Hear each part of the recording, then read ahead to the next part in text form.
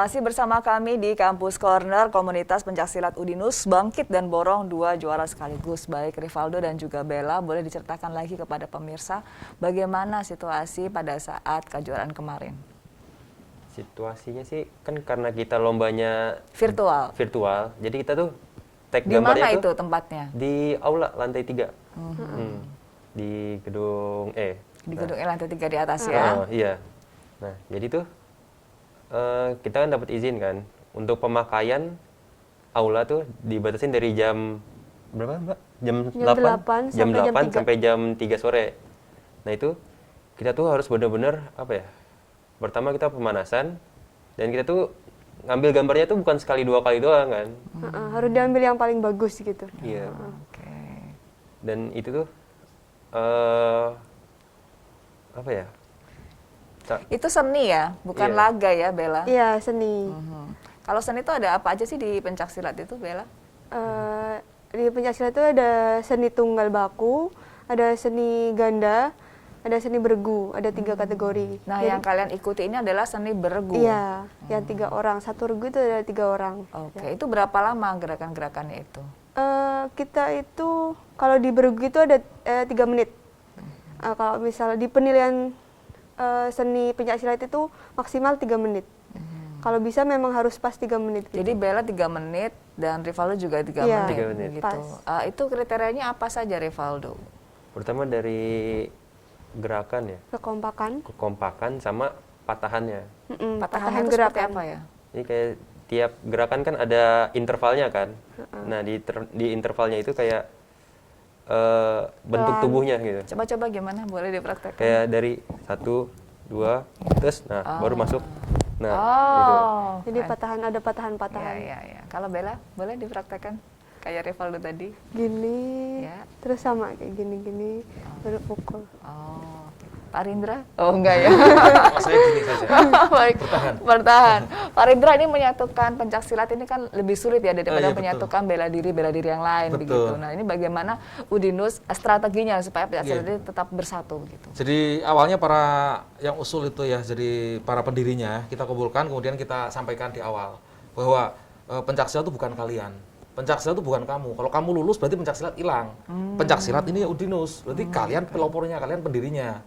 Dari perguruan A, B, C sampai Z enggak masalah. Tetapi ketika ke Udinus ya silat Udinus. Jangan kemudian egonya, ini ego saya itu nanti tidak jadi. Jadi syaratnya tidak boleh ego. Itu. Ya, syaratnya tidak boleh itu. Dan itu ditanamkan dan ternyata ketika saya tadi tanyakan ternyata itu masih kepake, Mbak.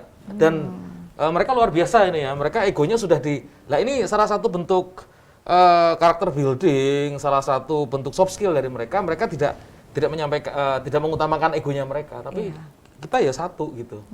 Dan alhamdulillah ternyata apa yang kita tanamkan bersama ya prestasinya kita kelihatan. Dalam waktu dekat kita cobalah cari kejuaraan internasional mungkin di Thailand atau di Malaysia atau di mana kita berangkatkan mereka. Sudah ada wacana Pak Rindra? Sudah ada tahun nanti depan di ya, tahun 2022. Mereka juga yang akan diturunkan? Ya nanti kita lihatlah dari list prestasi mereka ya sepertinya mungkin ya juga masuk target kita. Baik, dari nasional upgrade lagi ya, jadi ajang internasional persiapannya gimana? Sebelum ke ajang internasional dulu kalian mengikuti kejuaraan ini, Kejurnas Silat UNESA Virtual Championship Surabaya, ini persiapannya seperti apa? Bella dulu silahkan. Kita pertama itu dari luar kota yang ada, kan banyak yang dari luar kota kan, kita calling dulu lah. Ayo kita latihan bareng, ada perlombaan ini gitu.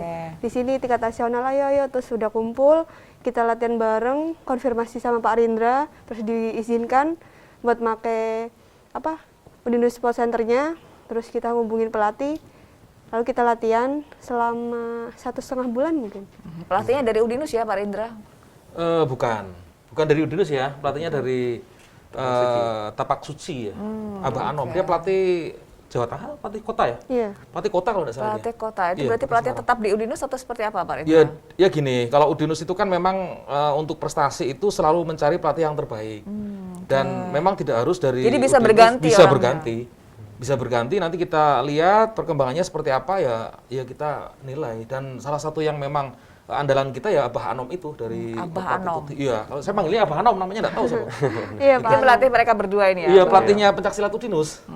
Baik, Rivaldo, kalau persiapannya seperti apa? Tadi Bella sudah cerita, sekarang giliran Rivaldo. Persiapannya tuh kayak, kan emang kalau aku kan emang bukan dari orang asli Semarang kan. Asli mana? Dari Depok. Dari Depok, Iya. Jakarta ya. Terus? Tiba-tiba di telepon kan sama Mbak Bella. Tiba-tiba, ini kamu masih semester 1, masih banyak peluang kamu.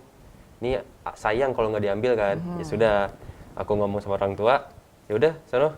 Kalau emang ini kan udah biasa dari SMA, udah fokus silat. Nah terus paling persiapan selanjutnya aku tuh kayak ngebentuk fisik aku lagi kan. Gara-gara pandemi kita nggak bisa aktivitas keluar. Jadi aku tuh Makan terus? Jadi aku kayak apa ya? Dari semenjak latihan pertama kali di Semarang, aku tuh rutin. Habis sholat subuh tuh jogging. Jadi mulai dari awal benar-benar awal 8 menit, habis itu naik lagi 10 menit, 15 menit sampai sekarang udah bisa setengah jam lagi. Setengah jam setiap hari jogging. Iya. Kalau Bella? Ya sama setiap pagi atau sore kalau misal nggak latihan gitu, diluangin buat jogging gitu sama teman-teman, sama Rivaldo juga di TLJ. Jadi kalian bisa rutin juga. gitu ya latihan. Iya. Nah, persiapan itu sebelum ajang ini berapa lama dilakukan? Kalau saya itu pas awal tahun 2021 itu Pak Rindra menginfokan ada kejuaraan Bapomi itu ya Pak. Iya, betul. Jadi kejuaraan itu yang menginfokan dari Pak Rindra. Iya, salah satunya dari saya, salah duanya juga dari mereka ke saya. Oke. Ya, kemudian Gitu terus kita ngobrol bareng sama teman-teman, terus kita memberanikan diri lah di era pandemi ini. Kita masih bisa berprestasi gitu. Kita menunjukkan ke kampus kalau pencaksilat itu ada gitu. Oke, walaupun di saat pandemi ini diizinkan ya Pak mereka untuk tetap Diizinkan, berlatih di kita kampus. izinkan. Oh, mereka latihan masih latihan kok. di Protokol kampus. kesehatannya ketat ya Tetap Pak. protokol kesehatan, terus jumlahnya juga dibatasi. Kita tetap menjaga itu. Mereka waktu ajang kompetisi ini tes swab juga atau gimana Pak? Kalau berangkatnya, enggak, ini karena di kampus jadi ada tes swab enggak kemarin? Nggak ada. Nggak ada ya, paling Genos lah. Kalau di kampus Genos, kecuali kalau kita pertandingan keluar kota, mungkin nanti Desember ini mereka kita tes, akan ya. kirim ke mana? Ke Bandung ya? Bandung. Ke Bandung itu pasti ada swab itu, ada swab dan di sana juga nanti di swab lagi. Iya. Nah, untuk waktu mengikuti kompetisi ini persiapannya seperti apa Pak Rindra mengawal mereka untuk berlatih? Jadi kalau saya ini lebih dekat ke mereka seperti kakak dan adik ya. Oh, Jadi oke. artinya apapun kita sampaikan, diskusi, kalau ada masalah ya diselesaikan bersama dan lain-lain. Walaupun memang sekarang sudah karena virtual ini ya, jadi kita pakai WA, pakai grup, kita punya grup sendiri, grup, kemudian diskusi dan lain-lain, kita selesaikan di situ. Ya sesekali lah kita paling sebatas lihat, kalau sebatas lihat ya, kalau ngikuti dari awal sampai akhir, saya percayakan kepada mereka lah, saya percayakan kepada Ketua UKM dan ke Abah Hanom. Gitu. Apa yang biasa mereka diskusikan ke Pak Rindra? Ya mungkin satu terkait anggaran, terkait anggaran. Poin ya Pak. Ya, terkait anggaran. Kedua terkait Pak ini diizinkan atau tidak. Kalau saya kan selalu berpikir bahwa kita ada potensi menang atau tidak di situ. Kalau kita tidak ada potensi menang, kita tidak usah ke sana dulu. Kira-kira yang potensi menang kita ikut dan kita ada levelnya, Mbak. Jadi ini naik dan seterusnya bahkan sampai ke internasional. Kalau tingkat kota saya tidak rekomendasikan karena pasti kita menang gitu loh. Oke. Paling tidak kita tingkat nasional minimal. Gitu. Jadi naik kelas begitu Kita ya naik Pak? kelas. Rivaldo standarnya. dan juga Bella, apa yang dirasakan support dari Pak Rindra dan juga Udinus? Silakan Rivaldo dulu. Yang pertama kayak apa ya? Supportnya itu kayak benar-benar terasa gitu, asli. Itu bikin kamu lebih pede nggak sih Rivaldo? Iya lebih apa? Kayak lebih semangat gitu. Kayak gimana sih rasanya kayak kalau kita didukung sama orang tua sama enggak kan? Kalau kita didukung kan jadi kayak aku pengen buktiin nih ke orang tuaku. Kalau mereka tuh nggak sia-sia ngedukung aku selama ini. Oke, Bella, apa yang dirasakan dukungan Udinus? Senang sih ada dukungan dari kampus juga, ada feedbacknya gitulah. Kita juga bisa lebih semangat latihan, terus lebih pede juga gitu. Jadi pantas dong serasanya kalau kalian berdua mengucapkan terima kasih untuk Pak Rindra dan juga Untuk Udinus. Udinus saja. Baik Pak Rindra, apa yang diberikan kepada dua mahasiswa berprestasi ini? Jelas beasiswa ya. Ini udah ngurus beasiswanya belum ya? Udah. Nah udah, pasti beasiswa itu. Tingkat nasional, tingkat internasional. Kalau nasional berarti SPP SKS itu 1 tahun, lumayan kan. mereka free. Kemudian kalau internasional berarti SPP SKS 2 tahun. Berarti kan habis ini kita kirim ke luar negeri lah, kemana, ke Singapura atau ke Malaysia atau kemana, mereka biar persiapan. Itu yang satu. Kemudian yang kedua, biasanya kalau saya akan melihat, kami ini akan melihat bahwa kalau UKM yang berprestasi, untuk fasilitas pasti kita prioritaskan. Matras, Samsak, atau apalah kita utamakan, kita prioritaskan. Karena memang basis kita di Udinus ini adalah prestasi. Jadi mereka mesti mindsetnya itu ya prestasi. Seperti tadi saya pengen nunjukin ke Udinus gitu loh, bahwa silat ada, bahwa saya bisa bawa medali, nunjukin ini loh. Nah itu yang memang kami tanamkan kepada mereka, dan kita chemistry-nya sama gitu loh, Mbak. Akhirnya sama. Kan kakak adik ya. Nah, jadi manggilnya bukan Pak Rindra, Kak Rindra. Siap. Nah, waktu kalian kompetisi kemarin, rival paling sulit dari mana nih? Coba Rivaldo. Dari sulit sih UNJ sih. Iya. UNJ. Kalau Bella juga merasakan Sama. UNJ. Berarti Kenapa tuh? kalau saya itu dari Bapomi sampai sekarang itu emang ya bukan gimana ya, memang agak berat, mungkin potensi latihannya lebih banyak gitu. Di sana mungkin lebih atlet-atletnya udah lebih berprestasi, tapi itu membuat kita lebih semangat, ayo kita bisa gitu. Berkompetisi. Iya. Pak Rindra, apa yang bekal Pak Rindra berikan kepada adik-adik ini supaya ada jiwa kompetisinya ketika melihat lawan yang begitu kuat itu tidak langsung lemah begitu Pak Rindra? Kalau saya selalu ngomong bahwa Udinus itu juara, Udinus itu nomor 1 gitu. Yang lain ya sudahlah, biar enggak masalah. Itu Walaupun nanti prakteknya ketika tanding kemudian kita enggak juara 1, ya yang penting kan kita sudah berupaya kan gitu.